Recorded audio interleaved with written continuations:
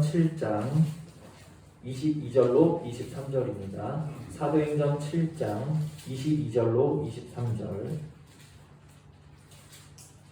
함께 읽습니다. 시작. 모세가 애굽 사람의 모든 지혜를 배워 그의 말과 하는 일들이 능하더라. 나이가 40이 되매 그 형제 이스라엘 자손을 돌볼 생각이 나더니. 아멘.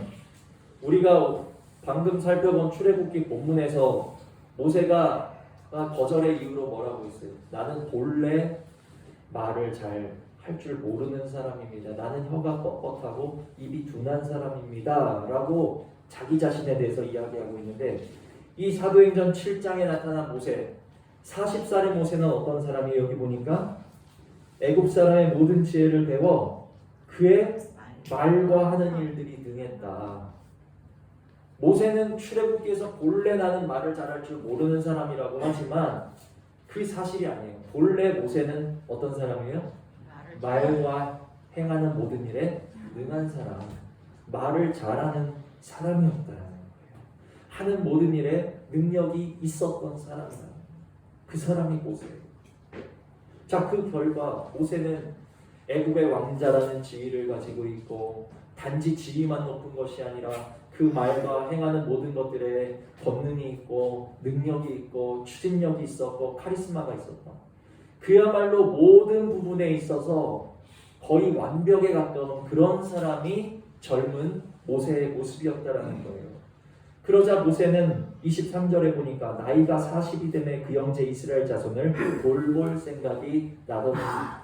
인생의 가장 완숙한, 인생의 가장 절정에 가장 힘이 있었고 능력이 있었고 가장 내 인생에 뭔가 능력이 충만하였던 그 시기에 모세는 다른 마음을 품었던 게 아니에요. 그 형제 이스라엘을 돌볼 생각을 마음에 품었다라는 것입니다. 그리고 어떻게 합니까? 24절 보시니까 함께 읽습니다.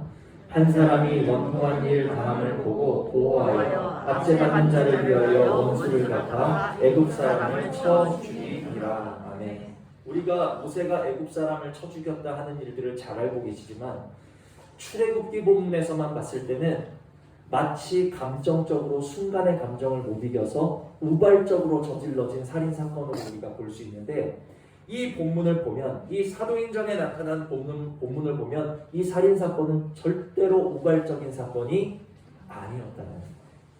그러면 무엇입니까? 내가 이제는 나의 능력을 가지고, 나의 출중함을 가지고, 나의 지위를 가지고, 내가 가진 것을 가지고 내 백성, 내 민족, 내 형제 이스라엘을 이제는 내가 보호하고 이제는 내가 구원하리라 하는 모세의 나름대로의 신호탄이었던 거예요. 내 백성들이 내가 하는 일을 보고 내가 너희들을 구했어, 내가 너희를 압제하는 애굽 사람을 쳐서 죽였어 하는 것을 보고 모세는 내가 너희들의 보호자야, 내가 너희들의 구원자야 라고 여김받기를 원했던, 애굽 사람을 쳐 죽였었던 것은 모세의 계획 속에 일어났던 절대로 우발적인 사건이 아니었다는 것입니다. 이처럼 모세가 자기 자신의 능력이 출중하였을 때, 자기 자신의 힘과 지혜와 능력이 절정에 이르렀을 때 그들을 돕고자 하였으나, 그러나 어떻게 되었습니까? 26절, 27절을 보시면 함께 읽습니다. 이튿날 이스라엘 사람들이 싸울 때에 모세가 와서 화해시키려 하여 이르되 너희는 형제인데 어찌 서로 해치느냐 하니, 그 동물을 해치는 사람이 모세를 들어들여 이르되 누가 너를 관리와 재판장으로 우리 위에 세웠느냐. 아멘. 모세는 나름의 신호탄으로서 이제 내가 너희를 보호할게, 이제 너희를 구원할게, 그러니까 이제 잘 봐, 내가 너희를 압제하는 사람을 때려 죽일 거야, 이스라엘의 편에서도 나름대로 행동을 했다는 거예요. 그런데 어떻게 됐습니까? 돌아온 것은 누가 너를 관리와 재판장으로 우리 위에 세웠느냐. 누가 너를 세웠냐? 누가 너를 우리 위에 세웠냐? 누가 너보고 도와달랬냐? 누가 너보고 우리를 구원하려냐? 지금 이 뜻이에요. 네가 애굽의 왕자라서, 네가 말과 행하는 모든 일에 능력이 많아서 우리를 다스려도 된다 스스로 생각하느냐? 네가 지위가 높아서 네가 어떤 모든 것이 뛰어나서 우리 위에 있어도 된다라고 스스로 생각하느냐? 우리는 너를 세운 적이 없다 이 뜻이에요. 이 일로 인해서 모세는 어떻게 되었습니까? 자, 29절을 보시면 함께 읽습니다. 모세가 이 말 때문에 도주하여 미디안 땅에서 나그네 되어 거기서 아들 둘을 낳았느니라. 모세가 어떻게 됐어요? 가장 인생의 완숙함의 그 절정의 순간에 내 백성을 돕고자 내가 내 능력을 가지고 내 지위를 가지고 내가 할 수 있는 모든 것을 가지고 그들을 돕고자 했으나 모세는 그 한마디 말 때문에 누가 너를 우리 위에 세웠느냐 이 한마디 말 때문에 도주할 수밖에 없었어요. 애굽의 왕자에서 하루아침에 어떤 신세가 되었어요? 살인자의 도망자 신세가 되었다는 것입니다. 또 한 사람을 봅시다. 우리 빌립보서를 봅니다.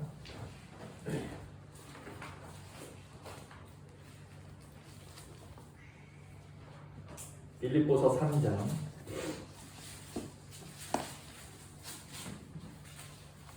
빌립보서 3장 4절로 5절입니다. 빌립보서 3장 4절로 5절 함께 읽습니다.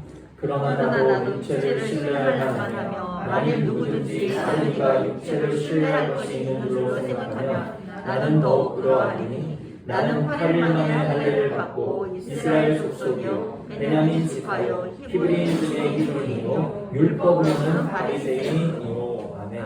지금 이 빌립보서는 바울이 자기 자신을 가리켜 너희가 육체로 자랑하느냐?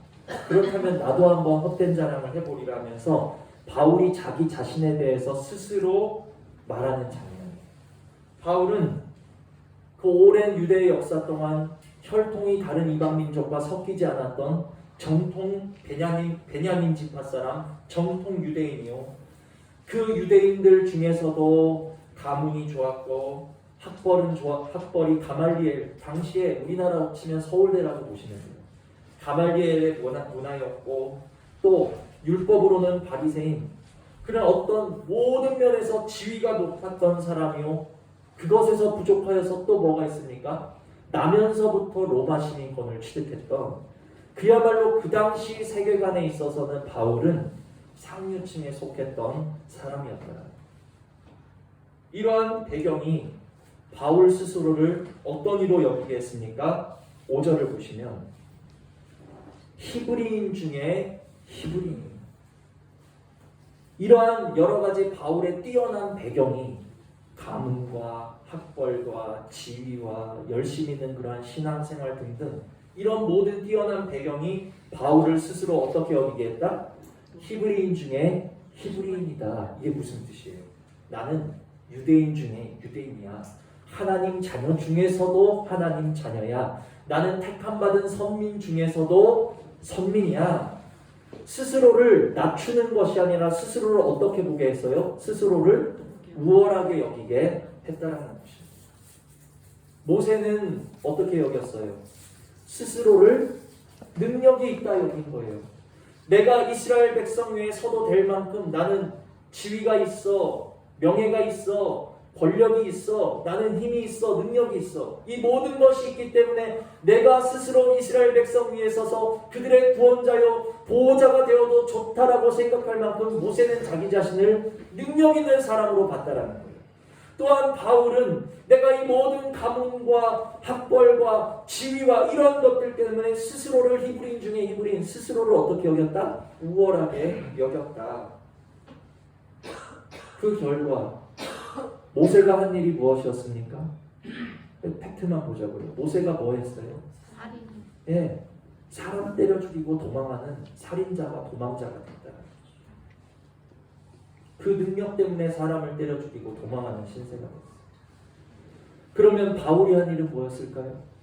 좋은 가문, 학벌, 지위를 가지고 로마 시민권 된 그것을 가지고 스스로 우월하다 여겼던 바울이 한 건 뭐예요? 6절 보시면 함께 읽습니다. 열심으로는 교회를 박해하고 율법의 율을 흠모하고 스스로를 우월하고 흠이 없다 여겼던 바울이 한 일이 뭐예요? 열심으로 교회를 박해하는 일밖에는 그가 한 것이 없다. 우리 마음에 깊이 새기시는 은혜가 있기를 원합니다. 아멘. 아, 모세는 그랬구나. 아, 바울은 그랬구나. 목사님은 지금 여러분에게 지식을 전달하는 게 아니에요. 오늘 내가 모세와 같이, 오늘 내가 바울과 같이 우리는 은연중에 내 스스로를 능력 있다 여길 때가 많이 있다는 거예요. 은연중에 내 스스로를 남보다 우월하다고 여길 때가 많이 있어요. 그 증거가 무엇입니까? 모세와 같이 형제를, 내 옆사람을 서슴없이 때려 죽인다 그거예요. 무엇으로 때려 죽입니까? 말로 때려 죽이고, 눈빛으로 때려 죽이고, 마음으로 그냥 저주하면서 때려 죽이고.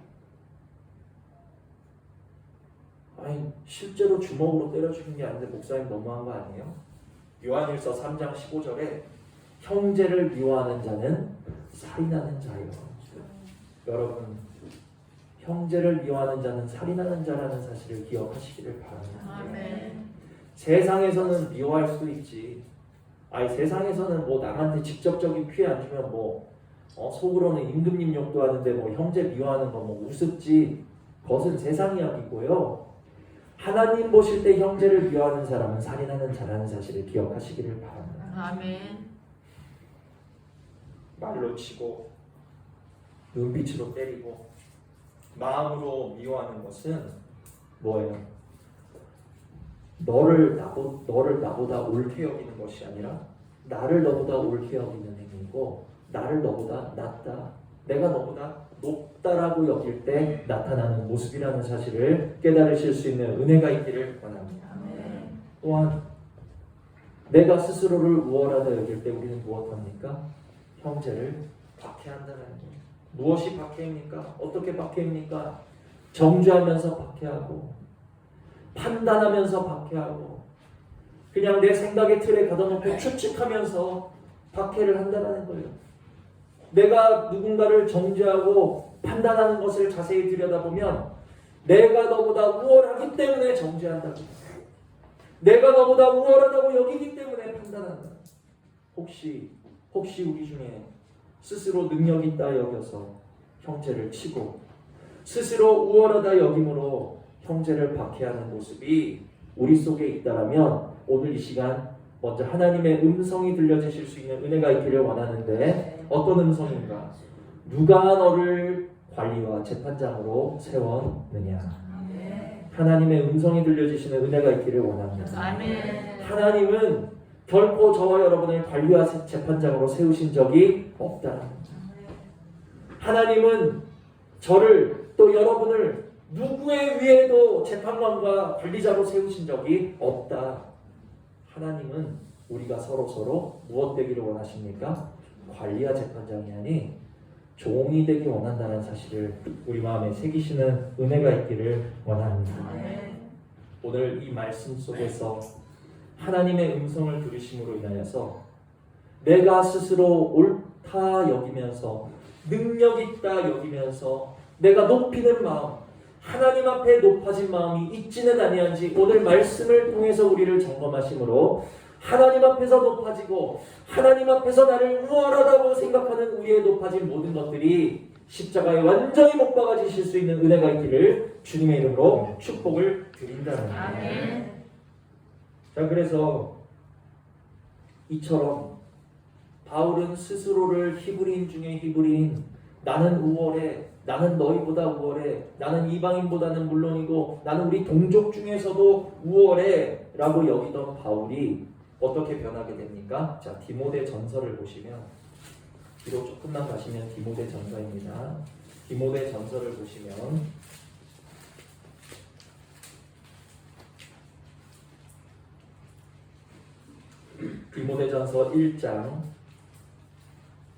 디모데전서 1장 13절로 16절입니다. 디모데전서 1장 13절로 16절 우리 함께 읽습니다. 시작. 내가 전에는 비방자요 박해자요 폭행자였으나 도리어 긍휼을 입은 것은 내가 믿지 아니할 때에 알지 못하고 행하였습니다. 우리 주의 은혜가 그리스도 예수 안에 있는 믿음과 사랑과 함께 넘치도록 풍성하였도다. 미쁘다 모든 사람이 받을 만한 이 말이여 그리스도 예수께서 죄인을 구원하시려고 세상에 임하셨다 하셨도다. 죄인 중에 내가 필수니라. 그러나 내가 긍휼을 입은 까닭은 예수 그리스도께서 내게 먼저 일체 오래 참으심을 보이사 그의 주를 믿어 영생하는 자들에게 본이 되게 하려 하심이라. 아멘. 바울이 전에 스스로를 우월하다, 내가 히브리인 중에 히브리인이다, 내 가문을 봐라, 내 지식을 봐라, 내 배경을 봐라, 나는 우월해 라고 여길 때는 내가 전에는 어떤 사람이었어요? 비방자요, 박해자요, 폭행자였잖아요. 우리가 스스로의 능력을 높게 생각하고 우리가 스스로를 우월하다 여길 때 우리는 비방하는 모습과 박해하는 모습과 폭행하는 모습밖에는 열매 맺을 것이 없다라는 것을 오늘 말씀을 통해서 깨달으실 수 있는 은혜가 있기를 원합니다. 아멘. 바울만 그런 게 아니라 모세도 그랬잖아요. 내가 스스로 능력 있다 여길 때 모세가 한 일이 뭐였냐는 거예요. 사람 떼겨 죽이고 도망가는 것밖에 한 것이 없었다.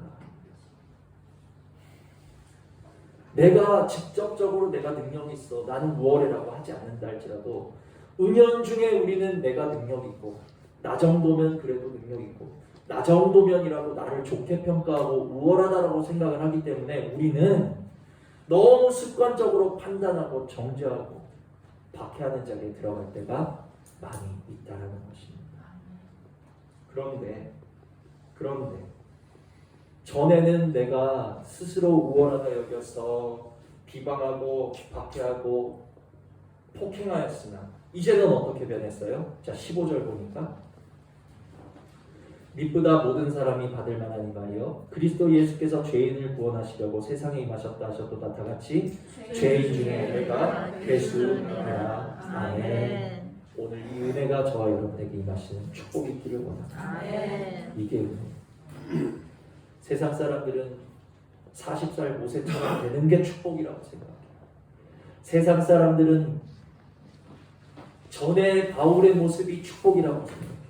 애굽의 왕자같이 되고 말과 행하는 모든 일에 능력이 있고 또 가문이 좋고 학벌이 좋고 명예가 있고 이런 것들이 축복이라고 생각해요. 그러나 성경이 말씀하는 진짜 축복은 내가 죄인 중에 괴수인 것을 깨닫는 것이 축복이다. 아멘. 내가 죄인 중에 괴수인 것을 아는 것이 진짜 큰 축복이요. 아멘. 하나님의 은혜 받은 자의 모습인 것을 깨달으시는 은혜가 있기를 원합니다. 아멘. 괴수가 무슨 뜻일까요? 헬라어로 괴수, 프로토스. 많이 들어보셨죠? 프로토스. 괴수가 프로토스인데 프로토스는 으뜸이다, 제일이다, 첫째 가는 것이다 라는 뜻을 가지고 있어요. 그러니까 죄인 중에 괴수라는 말은 무슨 뜻이에요? 내가 죄인 중에서 으뜸 가는 사람, 내가 으뜸 가는 죄인이야, 내가 첫째 가는 죄인이야, 내가 가장 죄가 많아, 이 뜻이에요. 이러한 고백이 우리 심령으로부터 터져나오실 수 있는 은혜가 있기를 바랍니다. 아멘. 나는 혈통이 우월해, 나는 학벌이 우월해, 나는 지위가 우월해, 나는 그 누구보다도 열심한 신앙생활을 하면서 신앙이 우월해 하던 바울이 이제는 내게 우월한 것이 단 한 가지 있으니 내가 죄악 중에서 우월한 것밖에는 하나님 앞에 자랑할 것이 없습니다. 내가 죄인 중에서도 첫째가는 죄인입니다 고백하는 자로 바뀌었다. 할렐루야. 아멘. 우리에게 이러한 거듭남이 있으시는 은혜가 있기를 바랍니다. 아멘. 무엇이 바울을 이렇게 전하고 완전히 다른 사람으로 뒤집어 놓았을까요? 자, 13절을 보시면 내가 전에는 비방자요 박해자요 폭행자였으나 도리어 긍휼을 입은 것은 내가 믿지 아니할 때에 알지 못하고 행하였습니다. 알지 못하고 행했다? 전에는 바울이 알지 못했다는 거예요. 무엇을 알지 못했어요? 내가 죄인 중에 괴수란 것을 전에는 내가 알지 못했다. 알지 못했을 땐 스스로를 어떻게 여기는 거예요? 자격자로 여기고 스스로를 능력자로 여기고 스스로를 우월하다라고 여기는 거예요. 나 정도면 판단해도 되지, 나 정도면 정죄해도 되지, 나 정도면 박해해도 되지, 나 정도면 남보다 위에 서도 되지, 알지 못하기 때문이다. 알지 못했기 때문이네. 그러나 이제는 안다. 무엇을 알아요? 내가 죄인인 것을 알아. 죄인 중에서도 괴수, 죄인 중에서도 으뜸, 죄인 중에서도 내가 둘째가라면 서러운 죄인이라는 것을 이제는 안다라는 거죠. 주여, 바울만 알게 하지 마시고 바울이 알게 된 그것을 오늘 나도 알게 하여 주시옵소서. 아멘. 이 은혜가 저와 여러분에게 임하시기를 축복을 드립니다. 아멘. 정말 축원을 드립니다. 아멘. 제가 항상 고민이 있어요. 많은 사람들이 교회를 떠납니다. 예수를 떠납니다. 신앙생활 조금 하는 것 같다가 믿음의 뿌리를 내리지 못하고 흔들리다가 바람에 날려가는 경우를 많이 보았죠. 그런데 믿음의 뿌리를 내지 못하는 이유를 제가 기도하면서 결론을 내기를 두 가지다. 두 가지. 첫 번째는 내가 죄인인 것을 알지 못하기 때문이고, 두 번째는 하나님의 살아계심을 체험하지 못했기 때문이다. 둘 중 하나라고 알면 내가 죄인인 것을 알든지 하나님의 살아계심을 분명히 체험했든지 둘 중에 한 가지만 있어도 그래도 신앙생활 할 수 있어요. 그런데 이 두 가지 체험이 없으면 내가 죄인이라는 것을 깨닫게 되는 체험도 없고 하나님이 살아계시다라는 체험도 없으면 절대로 뿌리 내릴 수 없습니다. 여러분, 무슨 병이든지 100% 고치는 의원이 있다라고 한번 생각해 보세요. 물론 요즘에도 의학기술이 많이 발달해서 엔간한 병은 다 고칩니다. 그런데 확률이 있잖아요. 그런데 한번 100% 고치는 의원이 있다라고 한번 생각해 보세요. 근데 그 의원을 찾지 않는 사람이 있어. 100% 고치는데도 누가 찾지 않을까요? 내가 건강하다 여기고 병이 없다라고 여기는 사람은 의원을 찾을 일이 있을까요? 없을까요? 없다는 거예요. 의원은 누가 찾습니까? 내가 아파야 찾는 거예요. 나에게 뭔가 건강에 이상이 있을 때 찾는 것이 의원이지, 내가 건강하다 여기고 내가 아픈 줄 모르면 갈 일이 없는 곳이 의원이다. 100% 치료를 자랑하는 곳이라 할지라도 내가 스스로 건강하다 여기면 의원을 찾을 일이 있다 없다? 없다. 예수 그리스도 하나님의 아들이 이 땅에 오신 이유가 뭐예요? 오직 우리를 죄에서 구원하시고 우리에게 영생 주시기 위함이라는 사실을 우리 마음에 깊이 새기시기를 바랍니다. 아멘. 예수님이 이 땅에 오신 이유는 어려운 게 아니에요. 죄에서 건져주시고 우리에게 영생 주시기 위함이에요. 할렐루야. 아멘. 우리 육신에 형통 주시려고 오신 게 아니에요. 아멘. 우리 삶에 편안함을 주시고 우리 삶에 행운 정도 주시려고 오신 분이 아니에요. 우리를 죄에서 구원해 주시려고 오셨다. 할렐루야. 아멘. 그러니 예수님의 목적은 분명해요. 너희 죄인들을 찾아서 죄에서 구원해 주시려고 오셨다. 누가 주님을 찾습니까? 내가 죄인임을 아는 사람만이 주님을 찾게 된다. 아멘. 이것은 어쩔 수가 없는 사실이에요. 100% 고치는 의원이 있다 할지라도 누가 의원을 찾아요? 내가 병이 들어야 의원을 찾아. 건강하면 찾을 일이 없는 거예요. 예수님은 우리를 죄에서 구원하시려고 오셨고 영생 주려고 오셨는데 내가 죄인이라는 사실을 모르면 예수님 찾을 일이 있다 없다? 없다. 문제는 내가 죄인인 줄 모른다는 것이 문제인 거죠. 그래서 주님을 찾을 일이 없고 주님께 나올 일이 없다는 것입니다. 제가 이 코로나 시대를 살면서 깨달은 것이 있어요. 지긋지긋하잖아요. 누구나 다 한 번쯤은 코로나 바이러스에 걸려보셨을 것입니다. 아직 한 번도 안 걸려보신 분 계세요? 아마 다 그러시구나. 네, 끝까지 걸리지 않으시기를 바랍니다. 이건 안 걸리셔도 돼요. 그런데 거의 다 아마 한 번씩은 걸려보셨을 거예요. 근데 다 정도의 차이가 있지만 걸리면 둘 중 하나예요. 뭡니까? 증상이 있든지 증상이 없든지 유증상이든지 무증상이든지 둘 중에 하나예요. 증상이 있는 사람은 뭐라고 하는가? 아, 나 죽을 만큼 아팠어요. 후유증도 길었어요 라고 하는 사람도 있고, 걸리긴 걸렸는데 무증상인 분들은 걸렸는데도 아무렇지도 않던데, 난 그냥 조금 목감기 조금 온 것 같고 그냥 열 조금 나고 그냥 그렇게 지나갔는데, 무증상도 있고 유증상도 있어요.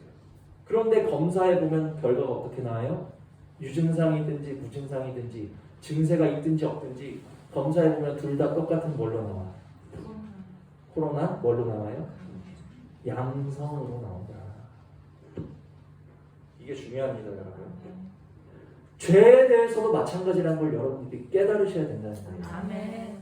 죄에 대하여서 내가 증상이 있든지, 죄에 대하여서 내가 증상이 없는 사람이든지, 내 삶에 내가 죄가 눈에 보이는 사람이든지, 내 삶에 죄가 눈에 보이지 않든지, 중요한 것은 우리 모두 하나님 앞에서 죄에 대하여서는 무엇이다?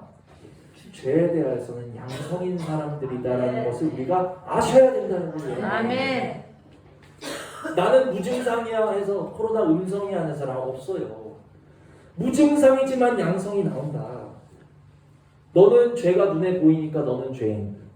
나는 죄가 눈에 보이지 않으니까 나는 의인입니까? 아니라는 거예요. 죄가 보이든지 죄가 보이지 않든지 우리는 하나님 앞에서 모두 똑같은 증상이 심하든지 증상이 경미하든지 똑같은 죄인이라는 사실을 우리가 깨달으실 수 있는 은혜가 있기를 주님의 이름으로 축복을 드린다라는 거예요. 아멘. 코로나가 저에게 준 유익이라면 뭐 이거 하나 아닌가 싶어요. 바이러스가 눈에 보입니까? 절대로 눈에 보이지 않죠. 그러나 그 속에 들어있으면 결국 양성으로 나타나는 것처럼 죄라는 것이 눈에 보여요? 눈에 보이지 않아요. 우리 속에는 다 아담 이후로부터 모든 인류에게는 죄성이 존재해요. 이 죄성이라는 것은 결코 우리 눈에 보이지 않습니다. 죄성은 눈에 보이는 것이 아니에요. 그러나 눈에 보이지 않는다 할지라도 우리 속에는 죄성이 있기 때문에 우리는 하나님 앞에서 죄의 모양이 있든지 죄의 모양이 보이지 않든지 우리는 똑같은 죄인이다. 아멘. 깨달으실 수 있는 은혜가 있기를 바랍니다. 아멘. 이걸 모르면 어떻게 됩니까? 나는 죄의 증상이 드러난 거 없어. 나는 죄의 증상이 너처럼 심하지 않아.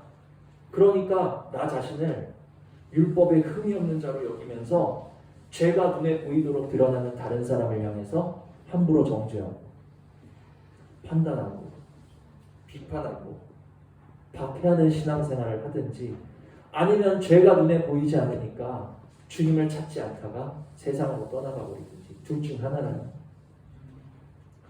죄에 대하여서 내가 무증상, 죄에 대하여서 눈에 보이는 결과물이 없다 하여서 내가 의인이라는 착각 속에서 벗어나실 수 있기를 원하고, 아멘. 죄에 대해서 무증상이라 할지라도 나는 하나님 앞에서 죄의 양성자라는 사실을 깨달으시면서 살아가실 수 있는 은혜가 우리 모두에게 있기를 주님의 이름으로 축복을 드립니다. 아멘. 저 사람은 정말 눈에 보이는 죄가 있으니까 죄가 커.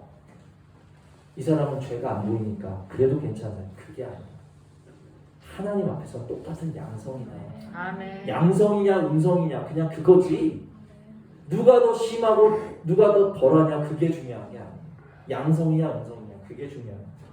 우리는 다 죄에 대해서 양성이다, 똑같다라는 것을 마음에 새기시기를 바랍니다. 아멘. 근데 이거를 정 목사가 제 생각으로만 여러분들에게 알게 하려는 게 아니라 말씀 보니까 주님도 이거를 여러분들에게 알게 하려고 하셨던 거예요. 뭡니까? 마태복음 5장 27절 28절에 간음하지 말라고 하였는데, 간음하는 자는 돌로 쳐주려 했는데 내가 말하노니 지나가는 여자만 보고도 마음의 음욕을 품는 자는 이미 간음하였다. 예수님이 이렇게 말씀하셨어요. 네가 겉으로 간음하는 죄를 저지르지 않았다 그래서 간음해서 네가 음성이라고 생각하지 말으라는 거예요. 마음의 음욕만 품어도 너는 양성이야. 너는 간음자야. 예수님이 이렇게 말씀하시는. 또 뭐라고 하셨습니까? 마태복음 5장 22절에 형제에게 충격적이에요. 형제에게 미련한 놈이라고 하는 자는 지옥불에 들어가게 되리라. 이제 딱 내 옆사람 보시고 내 옆사람 향해서 내가 속으로라도 미련하다라고 생각하지 않은 적 있으신 분 한번 마음으로 손 들어보세요.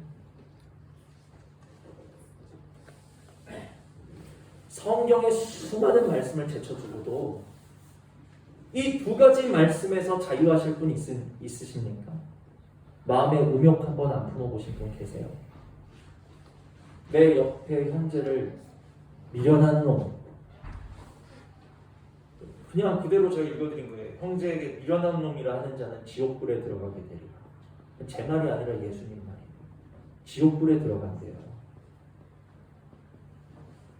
이 두 가지 말씀 키트만으로도 우리는 죄에 대하여서 뭐다? 양성이다. 우리는 돌에 맞아야 하고 지옥불에 들어가야 될 사람들이다. 근데 이거를 모르니까, 내가 이렇게 죄인인 거를 보니까 말씀 키트로 양성 검사를 안 하니까 내가 죄인인 줄 모르고 주님 앞으로 나오지 못한다는 거죠. 바라기는 우리들의 환경과 우리들의 삶에 크게 치심과 뭔가 큰 공경과 큰 죄악에 빠지고 나서야 내가 죄인임을 깨달으면서 가슴치면서 돌아오는 것이 아니고, 오늘 하나님의 말씀으로써 나는 주님이 필요한, 죄인을 건지러 오신 주님, 죄인을 구하러 오신 주님, 나는 죄에 대하여서 양성이기 때문에 나는 주님이 필요해요. 말씀으로 주님께 돌아오실 수 있는, 내가 죄인임을 깨달으실 수 있는 우리 모두 되시기를 주님의 이름으로 축복을 드립니다. 아멘. 저는 묵상을 했습니다. 이번 주에 말씀 준비하면서 제 모습이 얼마나 가시떨기 같은지. 가시떨기 뭐라고 말씀드렸죠? 창조할 때 하나님이 가시나무 지으셨나요? 언제 지어지죠? 가시나무가 사람이 불순종하고 범죄하고 저주를 받은 그 결과물로 땅이 가시와 엉겅퀴를 냈다. 가시나무라는 것은 저주의 상징이고, 가시나무라는 것은 너희는 이 가시나무처럼 모아져다가 아무에게도 환영받지 못하고 모아져다가 지옥 불사름 당할 이 가시나무가 바로 너희들이야. 가시나무는 저주받고 사망 선고받은 우리들의 모습을 나타내는 게 가시나무다. 근데 제가 그 말씀 준비하면서 제 자신을 돌아보는데 너무 가시나무 같은, 항상 가시나무였어요. 이 자리에 제가 볼 게 있고 무슨 지혜가 있어서 여러분들에게 말씀할 수 있겠습니까? 저는 가시나무. 그러니까 하나님의 불이 임하지 않으시는 아무런 쓸모가 없는 가시나무다. 도대체 내 죄가 얼마나 크고 무겁고 중하길래 하나님의 아들이 오셨어야만 했을까? 내 죄를 해결하시고, 내 죄가 얼마나 크고 무겁고 중하길래 이 지구를 지으신 것이 아니라 지금 이 우주가 얼마나 광대하고 광활한지 아십니까? 이 광대하고 광활한 우주 만물을 지으신 하나님의 아들, 하나님의 본체께서 내 죄를 담당하시려고 오셨을까? 내가 도대체 얼마나 죄가 크길래? 우리는 그런 것들을 묵상하셔야 된다. 그런 것을 묵상하면 또 내 죄의 크기에 대해서 참 하나님 앞에서 낮아지기도 하지만, 또 한편으로는 그러나 이 광활한 우주 만물을 능력으로 지으신 분이 내 죄짐을 지셨다 하니 나는 자유해. 아멘. 나는 평안해. 기쁨이 올라온다. 하나님의 말씀을 묵상할 때 내가 죄인임을 알게 되고, 더 깊이 들어가면 그러한 죄인된 나를 구원하시기 위해서 예수가 오셨고, 지금 예수님은 내 안에 사셔서 나를 책임지고 계시기에 나는 자유자야. 나는 구원받았어. 이것만큼 우리 삶에 기쁨을 주고 든든함을 주고 평안함을 주는 것이 없다는 것을 여러분들도 체험하실 수 있는 은혜가 있기를 바랍니다. 아멘. 우리 죄를 깨달음으로. 다만 오늘 하나님의 말씀으로 우리의 죄악을 깨달음으로 말미암아 나는 죄 없어. 도대체 교회 가면 내가 무슨 죄를 졌다고 나보고 죄인이라는 거야? 죄인. 내가 죄인이라는 것을 깨달음으로 말미암아 우리를 죄에서 건지시는, 죄에 대하여서 능력을 베풀어 주시는 우리 주님이 나는 필요해. 나는 우리 주님을 사랑해. 나는 우리 주님을 의지해. 나는 주님의 인도하심만을 구해. 주님께로 더 가까이 나가실 수 있는 내가 죄의 양성이라는 것을 깨달으실 수 있는 우리 모두 되시기를 주님의 이름으로 축복을 드립니다. 아멘. 자, 이렇게 전에 바울이 자기 자신을 우월한 자다, 흠없는 자다 여길 때는 어떻게 했다고요? 형제를 비방했습니다. 교회를 열심으로 박해했습니다. 정죄하고 핍박하고. 그러나 이제 내가 한 가지 알았어. 내가 죄인 중에 괴수야.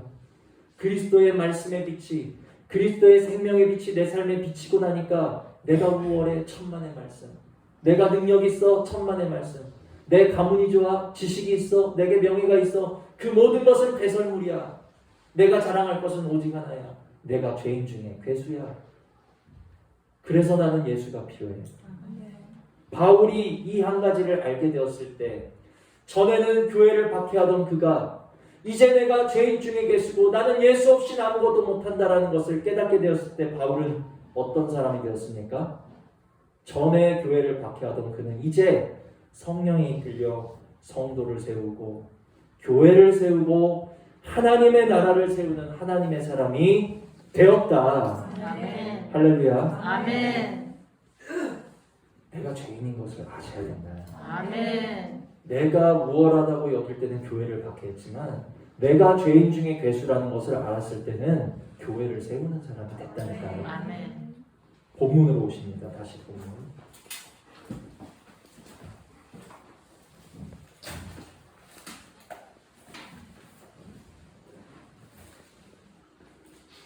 바울처럼 전에 모세는 어떤 사람이었습니까? 내가 애굽의 왕자야. 내가 지위가 있어. 내가 하는 말과 일마다 능력이 있어. 자신의 지위와 능력을 믿고 스스로를 이스라엘 민족의 재판관과 관리로 자기를 높였다라는 거예요. 세웠다라는 거예요. 스스로 세웠을 때 모세의 결국은 어떻겠습니까? 살인자요 도망자가 될 수밖에 없었다. 형제를 치는 자가 될 수밖에 없었다.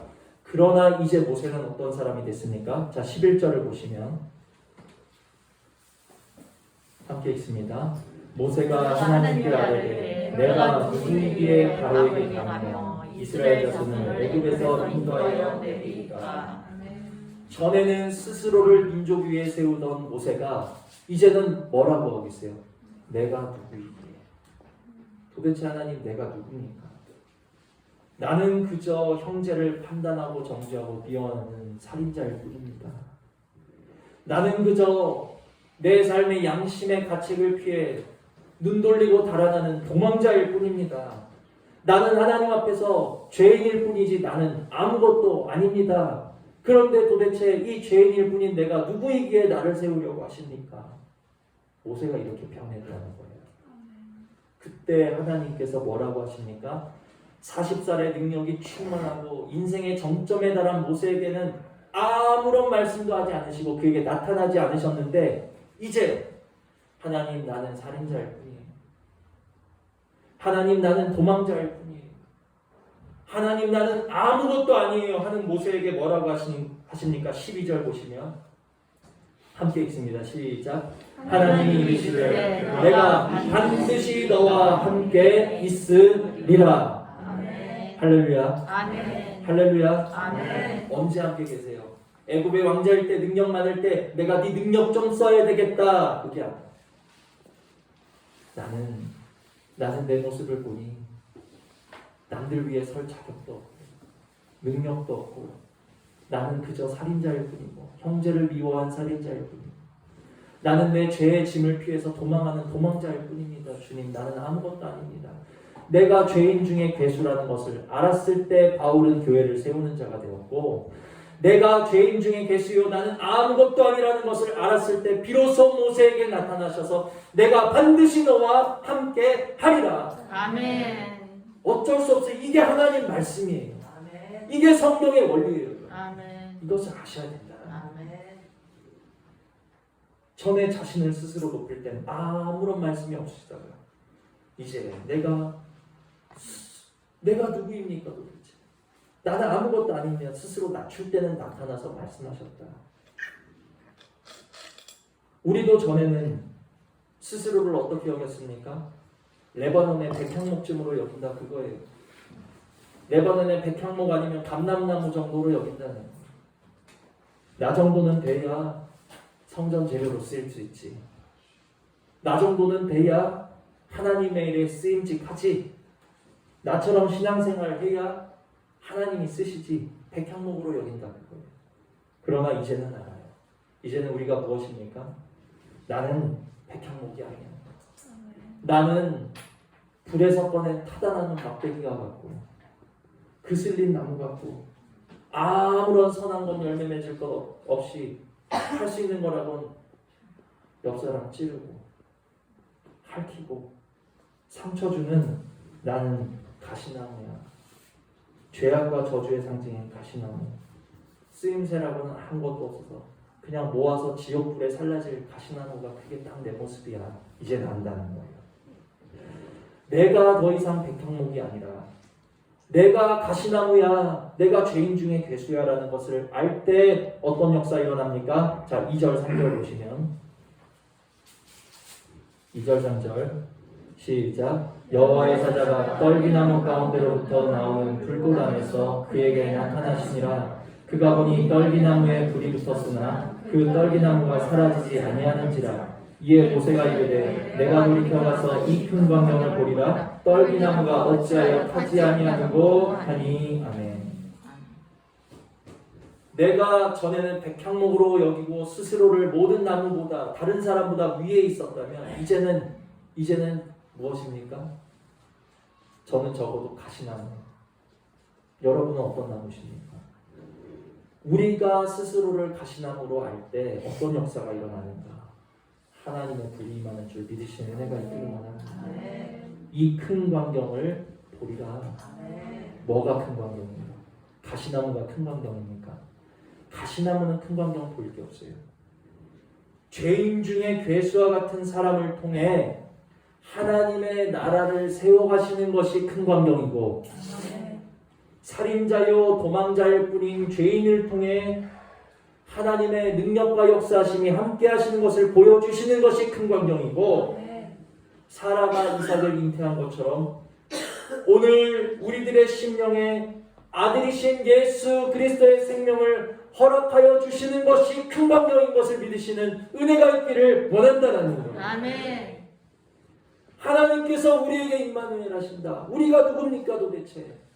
가시떨기 같은 죄인, 죄인에게 하나님께서 함께 하시는 것이 큰 광경이요, 그 함께 하심을 보는 우리 가정이 되기를 원한다는 거예요. 아멘. 우리 교회가 되기를 원한다는 아멘. 거예요. 그러한 은혜가 있기를 주님의 이름으로 축복을 드립니다. 아멘.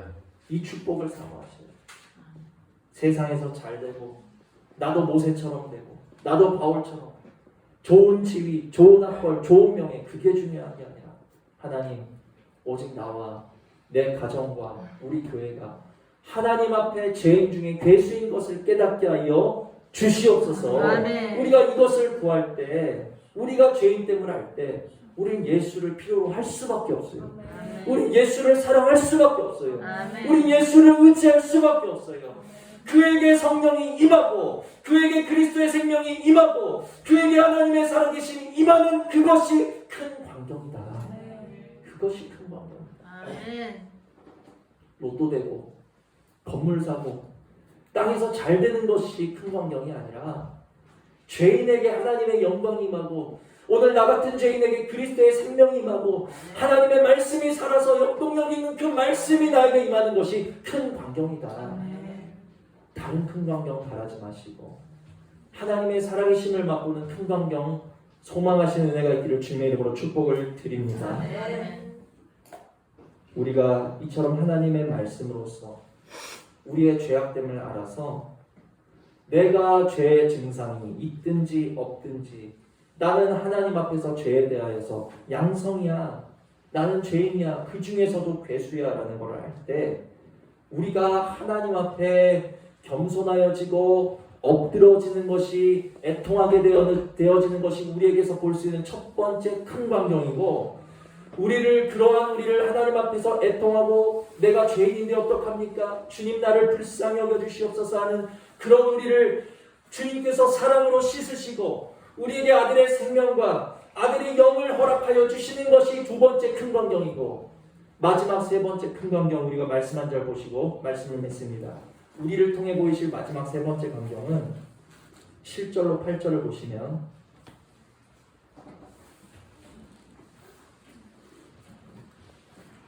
함께 읽습니다. 시작.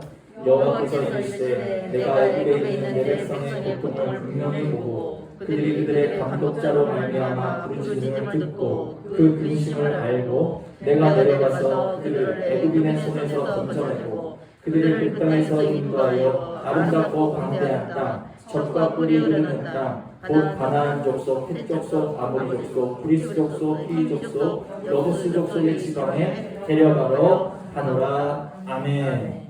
이게 우리 삶을 통해 보이실 세 번째 큰 광경이에요. 무엇입니까? 자, 7절 보니까 하나님께서 뭐라고 말씀하시는가? 내가 애굽에 있는 내 백성의 고통을 어떻게 해요? 분명히 보고. 할렐루야. 아멘. 하나님은 어떤 분이신가? 우리 삶의 모든 것을 분명히 보고 계시는 하나님인 것을 믿으시는 은혜가 있기를 원합니다. 아멘. 지금도 우리를 분명히 보고 계신다. 아멘. 우리를 분명히 보고 또 부르짖음을 어떻게 해요? 듣고 부르짖음을 들으시는 하나님인 줄 믿으시는 은혜가 있기를 원합니다. 아멘. 또 어떻습니까? 그 근심을 알고, 하나님은 보고 듣고 알고 계시는 것을 믿으시는 은혜가 있기를 원합니다. 하나님은 나를 주목하지 않으셔. 하나님은 내 기도 듣지 않으셔. 하나님은 내 사정과 형편 모르셔. 그것이 아니라 고통을 분명히 보고 계시는 하나님, 우리의 부르짖음을 분명히 듣고 계시는 하나님, 우리의 모든 삶의 형편은 분명히 아시는 하나님이신 것을 믿으셔야 된다는, 그 우리의 모든 것을 보고 듣고 아시는 하나님께서 이제 무엇 하십니까? 8절 보니까 어떻게 해요? 내가 내려갔어. 이게 큰 광경이에요. 내가 내려갔어. 자, 마지막에 보시면 내가 내려가서 어떻게 마지막에 데려가려 하노라. 하나님이 하신다. 아멘. 모세야, 내가 보고 듣고 알고 내가 내려가서 그들을 데려가려 하는데 왜 너는 너의 능력이 있다 하여서 네가 앞서려고 하니? 바울아, 내가 보고 듣고 알았어. 내가 내려가서 내 백성을 인도하려고 그러는데 왜 네가 자꾸만 내 백성을 핍박하니? 오늘 이 음성이 저와 여러분에게 들리셔야 된다는 거예요. 아멘. 내가 내려가서 데려가면 우리 속에, 우리 삶에 살아계셔서 역사하시고 진리에 가신 하나님, 하나님, 나는 아무것도 아닙니다. 나는 우월하지도 않고 나는 능력 있지도 않고 내가 하나님 앞에서 자랑할 것은 나는 죄인 중에 괴수된 것밖에는 자랑할 것이 없습니다 할 때 우리 삶에 보고 계시고 듣고 계시고 알고 계시고 진행하시는 하나님을 보여주시는 것이 우리가 보일 마지막 큰 광경이라는 것을 깨달으시는 은혜가 있기를 원한다. 아멘. 이런 광경 보기를 사모하셔야 됩니다. 아멘. 내게 큰일, 내게 새 일을 하시는 주님을 이제는 나도 우리의 삶으로 증거하여서 내 삶을 통해 가시나무 같은 내 삶을 통해 큰 광경 행하시는 주님을 내가 증거함으로 말미암아 보는 자들이, 듣는 자들이 함께 웃어지는 우리들의 가정이요, 우리들의 교회 되실 수 있는 은혜가 있기를 주님의 이름으로 축복을 드립니다. 아멘. 들으신 말씀 생각하시면서 잠시 기도하시겠습니다.